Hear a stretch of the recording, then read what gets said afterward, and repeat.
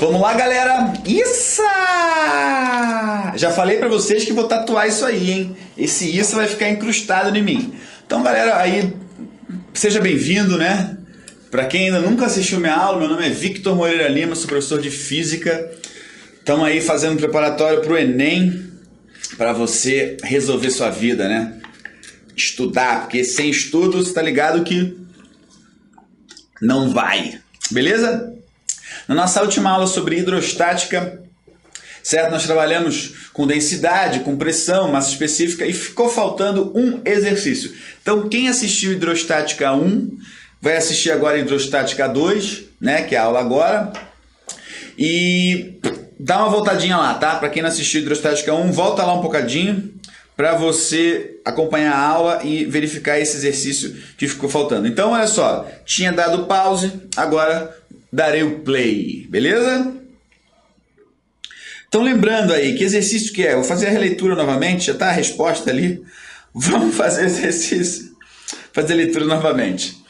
Pelas normas vigentes, o litro do álcool hidratado que abastece os veículos deve ser constituído de 96% de álcool puro e 4% de água. Certo? Isso em volume, tá legal? Então, pode fazer uma transformação aí, 0,96 em 1 litro e 0,04 nesse mesmo 1 litro. Essa é a composição em volume, tá certo? Um técnico de um órgão de defesa do consumidor inspecionou 5 postos suspeitos de venderem álcool hidratado fora das normas. O que seria esse álcool hidratado? É ter mais água do que propriamente o álcool. Colheu então uma amostra do produto de cada posto e mediu a densidade de cada uma delas. Perceba então, a densidade aqui tem que ser composta de álcool e água. Muito mais álcool, né, 96%, do que água. Se tiver mais água, logo a densidade vai dar diferente. Beleza? Então, olha aqui, ele encontrou essas densidades. Em cada uma delas obteve resultados diferentes e os postos, portanto, estão aí sob suspeita. Aqui, agora, 5 postos sob suspeitas na Avenida Brasil. Polícia averigua quantidade excessiva de água nesses postos. Aqui, agora. Para quem lembra, lembra, né? A partir desses dados, o técnico pôde concluir que estavam com combustível adequado somente os postos. Então vamos lá. Perceba aqui que a densidade da água é de 1000 gramas por litro. Pegando esse 4%, nós teremos a proporção de 0,04 vezes 1000 é igual a 40. Fazendo a mesma ideia, 0,96 vezes 800 é igual a... Vamos usar a calculadora mágica, que é o meu cérebro. Calculadora mágica, então. Vamos lá, teacher. Calculadora mágica. Então, 0,96 vezes 800 de cabeça, 768. Opa! Vamos somar. 808, certo? Então, dá uma olhada. 808, esse cara aqui está dentro. Por que esses demais estão fora? Porque tem uma quantidade maior de água, certo? Como que eu sei isso? A densidade da água ela é maior que a densidade do álcool. Se eu coloco mais água do que álcool, logo a densidade aumenta ao invés de diminuir. Então, como o posto 4 e o posto 5, posto 4 tem densidade exatamente igual à densidade calculada e o posto 5 tem densidade menor, o posto 5 ainda tem mais álcool ainda do que esses 96%. Então a resposta é o item E de exato. Beleza? Então eu só peguei a proporção em porcento de litro e multipliquei pela sua densidade. Pegando cada valor e somando, eu encontro a resposta. Que conta que você fez, professor? Multiplicação e soma. Simples assim. Beleza? Então, o exercício que aparentemente parecia ter uma enorme dificuldade por enunciado é bem simples. Basta você ter uma boa interpretação dele. Tá legal? Então, vamos para a próxima aula lá.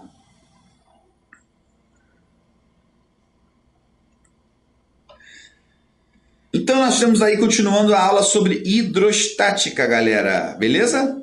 Então, aula sobre hidrostática. Vamos apagar esse cara aqui, porque a gente mudou esse layoutzinho, beleza? Agora aqui é hidrostática. Tá? Continuando então nossa aula sobre hidrostática. Exercício. Já de cara, já mete exercício. Um tijolo com as dimensões indicadas é colocado sobre uma mesa com tampo de borracha. Inicialmente de maneira mostrada em 1 e posteriormente de maneira mostrada em 2. Então, já vi que tem um desenho aí, certo? Já vi que tem um desenho aí. Na situação 1, o tijolo exerce sobre a mesma força F1 e uma pressão P1. Na situação 2, a força é F2 e a pressão é P2. Legal, tranquilo. Nessas condições, pode-se afirmar que... Ah, legal, entendi. Então, eu tenho aqui um tijolo colocado na mesa de duas formas, tá? Perceba que na situação 1, eu tenho a área calculada A vezes B, certo? Como o A vezes B, não, desculpa, B vezes C. A área eu calculo fazendo B vezes C. Como eu tenho essa ordem aqui, ó. Quem é maior, né? Boca do jacaré lá. Quem é maior? O maior de todos é o C. Então, se eu faço esse produto aqui, eu tenho o maior produto, certo? Em outras palavras, a área da figura 1 é maior. O peso é igual à figura 2. A área da figura 2 é menor. Tá? Então, simples. A pressão depende da força. Força igual. A pressão depende da área. Onde eu tenho área maior, eu tenho pressão menor. Como que você percebe isso? Lembra que na nossa primeira aula de hidrostática, nós falamos sobre a grandeza direta e inversa? Certo? Portanto, dá uma olhada aqui. A força é constante. Então, se eu jogar o meu Azinho multiplicando, certo? Joguei ele multiplicando lá. Eu tenho uma relação inversa, né? Porque um produto, já expliquei para vocês, quando a força é constante, se eu aumento a área, cai a pressão. Então, a pressão 1, certo? Porque a área maior é menor. Então, vamos lá. Força 1 é igual a força 2, certo? Então, esses aqui não podem ser. A pressão 1 é menor que a pressão 2. Está aqui, ó. Pressão 1 menor que pressão 2. Tudo bem, galera? Simples assim, tá? Olha lá, verde cultive. Beleza? Vamos dar continuidade aí. Atenção a esse exercício, tá? A válvula reguladora de pressão em uma panela de pressão tem massa igual a 60 gramas. Está apoiada sobre um orifício de diâmetro 2,8 milímetros da tampa da panela. É uma panela de pressão, tá? Vedando perfeitamente a comunicação do exterior com o interior. Não tá rolando fazer interurbano. Sendo G 10 metros por segundo ao quadrado, a mínima variação de pressão no interior da panela, que fará com que a válvula permita o escape do vapor do interior da panela, é aproximadamente em Pascal. Meu Senhor do céu, me bombardeou, tá? Vamos pegar os dados e vamos caducar aqui. Preciso dos dados, não tem dado? Opa, então vou ter que anotar. Opa, se você não colocou os dados ali, tem um sonzinho, vamos ouvir? Vamos ouvir o sonzinho? E é um trem? Vamos ver o sonzinho. Vamos aumentar aqui. Vamos aumentar aqui. 2 minutos, só um minuto. Mas não funciona. Aê, achei. Beleza. Beleza, vamos lá? É a panela de pressão. Panela de pressão, chegando perto. Ih, não era panela de pressão, era um trem. Ah, maravilha. Então vamos anotar os dados lá. Diâmetro, massa, π. Então, beleza. Diâmetro 1,8 milímetros, massa 60 gramas. Ele pediu a pressão é força sobre área, certo?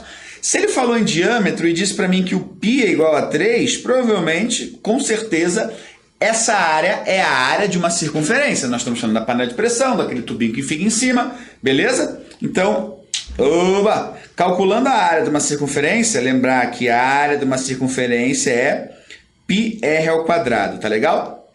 esse diâmetro aqui, como que eu encontro o raio seu seio diâmetro? Lembrar lá na circunferência, o diâmetro liga a periferia passando pelo centro, o raio é a metade disso aqui. Diâmetro, raio. Portanto, o diâmetro é igual a 2 vezes o raio.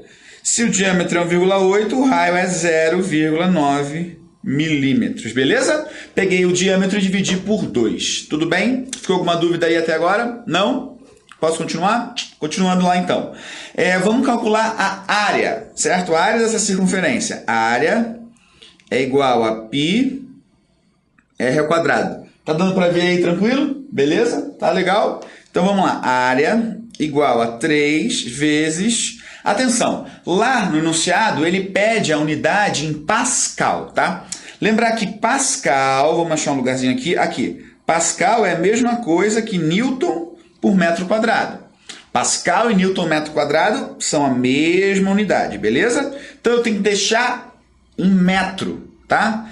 Transformando milímetro para metro, lembre-se, eu vou ter que dividir por 10 de milímetro para centímetro, por 10 de centímetro para decímetro e por 10 de decímetro para metro.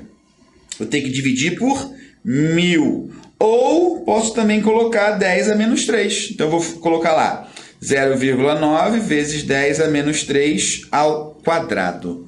Tudo bem? Matemática básica aqui. A área, portanto, é igual a 3 vezes. Como que eu faço isso ao quadrado, professor? O que você tem na potência? Você tem a base, certo? E você tem o expoente. Quando você eleva ao quadrado, você repete a base 2 vezes, tudo bem? Então você vai ter que fazer 0,9 vezes 0,9, que dá 0,81, tudo bem? E 10 a menos 3 vezes 10 a menos 3. Quando você tem soma de potência de mesma base, vou escrever aqui, ó, 10 a menos 3, que multiplica 10 a menos 3. Quando você tem essa situação, uma dica é manter a base, é uma propriedade, tá legal? Manter a base e somar os expoentes. Foi o que eu fiz. Você pode usar outra propriedade, que é a potência da potência, que é multiplicar. Mas antes de você aprender essa propriedade da multiplicação dos expoentes, por que você multiplica? Porque aqui você somou, tá? Então essa é a causa desse efeito aqui. Beleza? Então menos 6. Então eu tenho que a área é igual, fazendo essa aqui, conta de cabeça, 2,43, certo? 0,8 vezes 3 é 2,4, 0,01 vezes 3 é 0,03, 2,4 mais 0,03, 2,43. Caramba, professor, uma máquina! Eu sei. Beleza? Vezes 10 a menos 6. Só vou conferir aqui na calculadora rapidinho. Na verdade, não estou conferindo, tá, pessoal? Porque eu tenho certeza absoluta que está certo. Mas é bom conferir, porque daí a gente dá uma paradinha, dá uma respirada, né? Nossa, professor, tanto tempo você calcular, estou apertando o ponto, tá indo 0. Claro que estava certo, eu sabia. Beleza, galera? Então a área é igual a esse valor em metros quadrados, certo? Então vamos pegar esse valor aqui e vamos deixar ele quietinho. E eu preciso de espaço para calcular a pressão. Então o que eu vou fazer? Eu vou pegar a minha borracha e vou apagar isso aqui, ó. Apagar essa parte aqui, apagar essa minha circunferência, tá legal? Apagar essa minha relação, a minha transformação. Vou ficar com essa areazinha aqui e vou usar essa equação para terminar, certo? Então vamos que vamos. Olha só. A força, nesse caso, vai ser igual a quem? A quem vai ser igual a força? Se eu estou falando para você que tem massa, a força é a força-peso. Eu adoro quando isso acontece, quando eu escrevo aqui e não sai.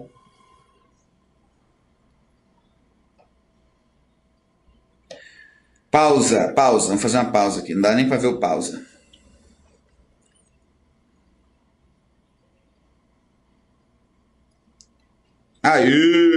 Não vou usar borracha porque assim vai dar ruim. 60 gramas em quilograma, divide por 1000. 0,06, 1, 2, 3, certo? Vezes 10, que é massa, vezes gravidade, é o peso, certo? Fiquei olhando para baixo, deu até dor no pescoço. Então fica 0,6. Então força, pressão é igual 0,6 divididos por 2,43 vezes 10 a menos 6. Minha Nossa Senhora das Armas. Vamos dividir esse cara aqui. 0,6 divididos por 2,43 é igual a 0,24. Então, vamos arredondar aqui 10 a... Deu ruim aqui, pessoal. Deu ruim. Vamos apagar tudo. Apagar tudo. Vamos ver aqui. Aí, beleza. 60 gramas, tá, pi, pum, pá. Vamos fazer tudo de novo. Vamos lá. Área, pi, r ao quadrado, certo? Área 3 vezes raio 0, é 2,8, Tatu.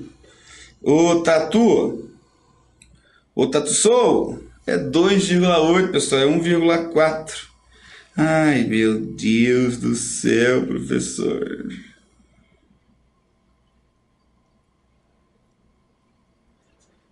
Vou clicar aqui.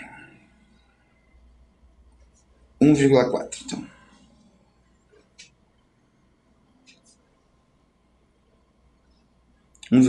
Então. Vamos sair daqui. Ah, tá na borracha ainda. Tá na borracha, por isso.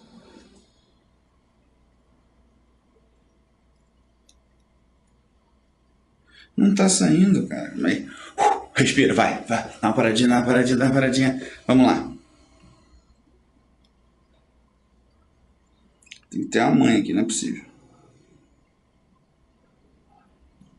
Aí! Tô acelerando. Área igual a 3, é 1,4. Divide por 1000, 0,014 ao quadrado.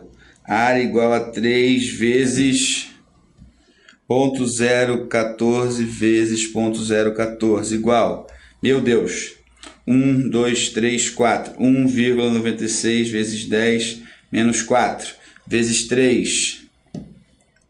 1, 2, 3, 4. A área é igual a 5,88 vezes 10 a menos 4. Beleza? Pressão 0,6 dividido por esse monstrinho. 0,6 divididos por 0,1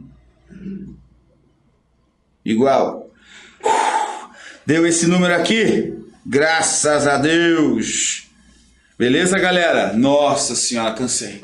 Professor, depois você faz de novo? Faço, porque agora foi chato, né? Chato.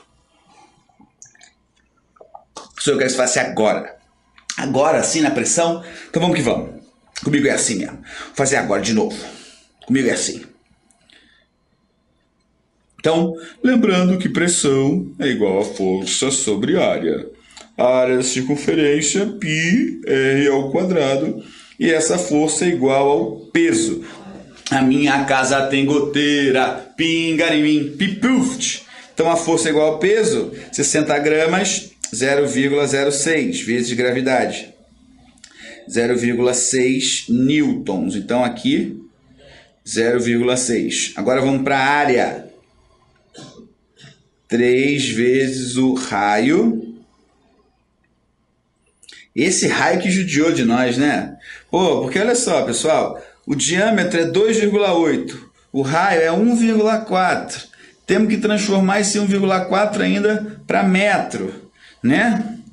Ficou chato esse cara, né? Ficou chato. Aqui tem mais um zero aqui ainda, tá vendo? 1, 2, 3. Aí pega esse número, multiplica por ele mesmo. Dá esse monstro. Multiplica por 3, dá um monstro. 1, 2, 3, 4, 5, 6. Então, 5,88 vezes 10 a menos 6. Aí tem que pegar esse monstro aqui e dividir ainda por outro monstro.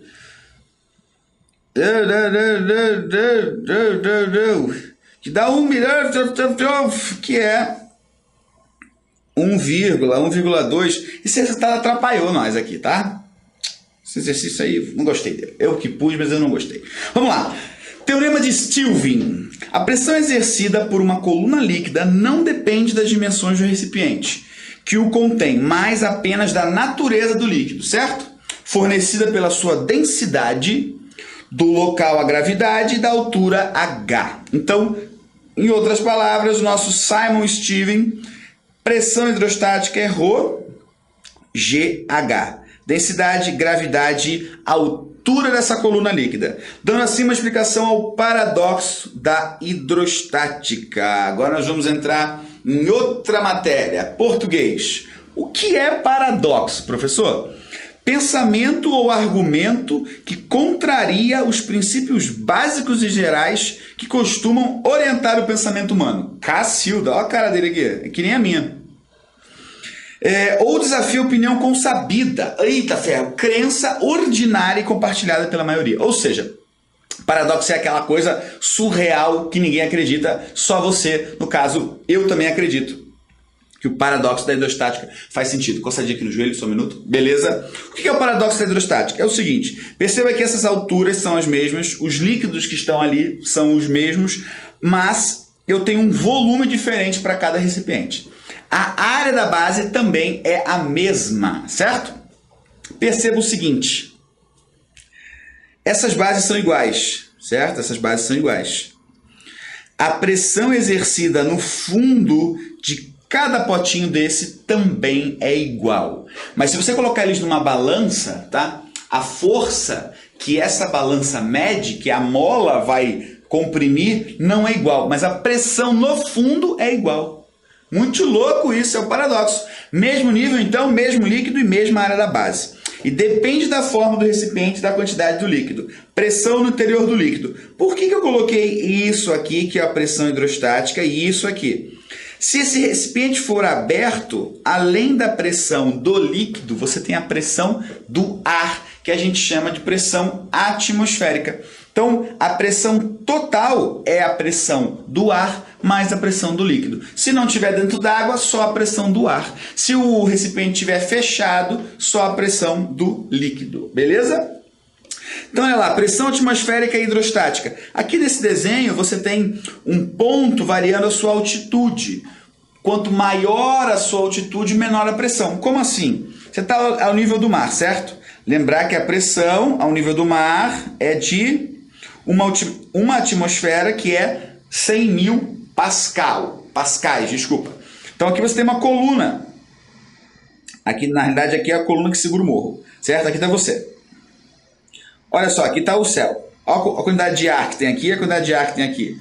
Perceba que aqui é muito maior, logo a pressão atmosférica, aonde tem o seu maior nível, ao nível do mar. Esse gráfico é muito interessante porque nele você tem o seguinte, começa de um ponto diferente de zero. Então, aqui ele está considerando um recipiente aberto, está considerando a pressão do ar também. Isso é muito importante. Tá bom, galera?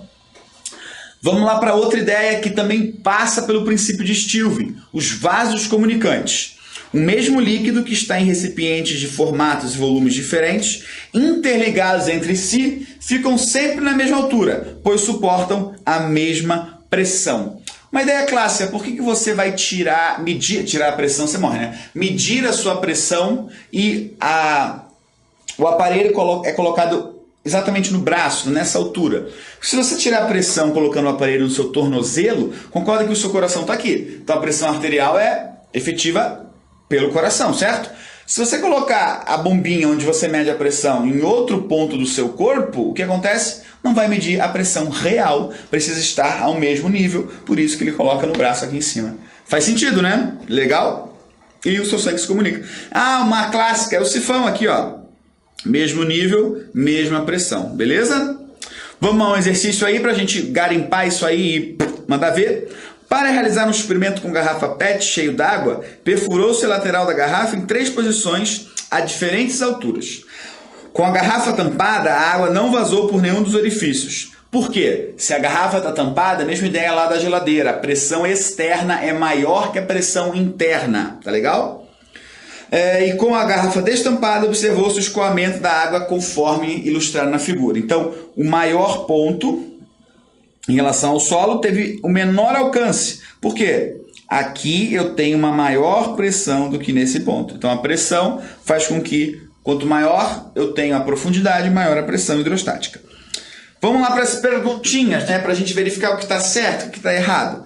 Como a pressão atmosférica interfere no escoamento da água, como a pressão atmosférica interfere no escoamento da água nas situações com a garrafa tampada e destampada. Então, como que é a pressão atmosférica? Vamos nessa. Impede a saída de água por ser maior que a pressão interna. Não muda a velocidade de escoamento, que só depende da pressão da coluna de água. Tem uma cara boa, hein? Impede a saída de água por ser maior que a pressão interna. Impede a saída de água por ser maior, altera a velocidade de escoamento, que é proporcional à pressão atmosférica na altura do furo. Opa! Também gostei dessa aqui. Impede a entrada de ar por ser menor que a pressão interna. Nops. Impede a saída de água por ser maior que a pressão interna. Regula a velocidade de escoamento, que só depende da pressão atmosférica. Também gostei dessa aqui. Impede a saída de água por ser menor que a pressão interna. Não muda a velocidade de escoamento, que só depende da pressão da coluna de água. Então eu gostei de várias. Agora aqui tem um detalhe. Ele fala o seguinte: como a pressão atmosférica interfere no escoamento da água. Aqui dentro é pressão hidrostática, tá? Então, impede a saída de água por ser maior que a pressão interna. Não muda a velocidade de escoamento, que só depende da pressão da coluna de água. Não é a pressão da coluna, tá? Impede a saída de água por ser maior que a pressão interna. Altera a velocidade. Não tem nada a ver com o escoamento. Impede a entrada de ar por ser menor que a pressão interna. Impede a saída de água por ser maior que a pressão externa. Regula a velocidade de escoamento? Não. Impede a saída de água por ser menor que a pressão interna. Não muda a velocidade de escoamento. Só depende da pressão. Impede a saída de água por ser menor. Não. Então a alternativa certa é coluna de água. Por ser a pressão da coluna de água é a de amor. A de amor. B de baixinho, C de coração. A de amor, beleza? Então fica a dica. A pressão atmosférica ali, ela não altera a velocidade de escoamento. Quem trabalha com isso aí, né, é a coluna d'água, né, a pressão da coluna d'água. Beleza? É de conhecimento dos técnicos de enfermagem que para o soro penetrar na veia de um paciente, o nível do soro deve ficar acima do nível da veia, conforme a figura. Devido à pressão sanguínea sempre superior à pressão atmosférica. Beleza? Se não tivesse pressão atmosférica, então o sangue ia sair por todos os orifícios. Considerando a aceleração da gravidade igual a 10 metros por segundo ao quadrado, densidade do soro 1 grama por centímetro cúbico, pressão exercida pela coluna de soro na veia do paciente, tal, altura, ρGH. Certo? Então a pressão, 9 vezes 10 a terceira. Rho, tem que transformar para notação científica no sistema internacional. GH. Então fica 9 vezes 10 a terceira divididos por 1 vezes 10 a quarta. Isso aqui é 0,9. E de exato. Beleza, galera? Tá lá. E de exato. Maravilha pura. Galera, vamos dar uma pausa aqui, né? Porque a gente vai continuar a hidrostática na próxima aula. Fiquem com Deus. Espero que vocês tenham gostado. Desculpa daquele meu exercício lá, que eu me enrolei, né? Foi por causa do número, eu coloquei 0,8, não era 0,8, era 2,8, mas a equação em si é bem tranquilo. Torça para os números serem bonitinhos. Então, próxima aula a gente continua lá, beleza? Trabalhando ainda com exercícios de hidrostática e dando continuidade com nossas aulinhas de física aí. Fica com Deus e vamos colocar uma canção? Vamos pôr uma canção? Vamos ouvir então. Que coisa linda. Somebody Love. Forte abraço. Cultive.